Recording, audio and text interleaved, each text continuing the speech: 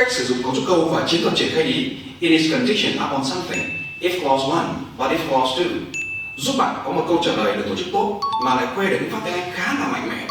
Nhưng để tăng sự nhuần nhuyễn thì bạn hãy tập áp dụng cấu trúc câu và chiến thuật này với nhiều câu hỏi đóng tương tự. Việc tập liên tục một mẫu câu nhưng đổi ý giúp bạn có thể nhớ được cấu trúc câu và vừa nhanh chóng đạt được tiêu chí fluency. Và sau nhiều lần luyện tập, nó sẽ trở thành một phản xạ tự nhiên của bạn đấy. Tập thêm cấu trúc đó với câu hỏi khác nào. Do you like reading books? Yes, but it is contingent upon the book. If the book is engaging and captures my interest, I can spend hours immersed in its pages. However, if the book doesn't resonate with me or feels too challenging, I might prefer to explore some forms of entertainment or learning. Do you like weekends? Yes, but it is contingent upon my plans. If there is something exciting happening, I make the most of my weekend. But if it is just a regular weekend with no special plans, I might prefer a tranquil day at home, catching up on reading or watching movies.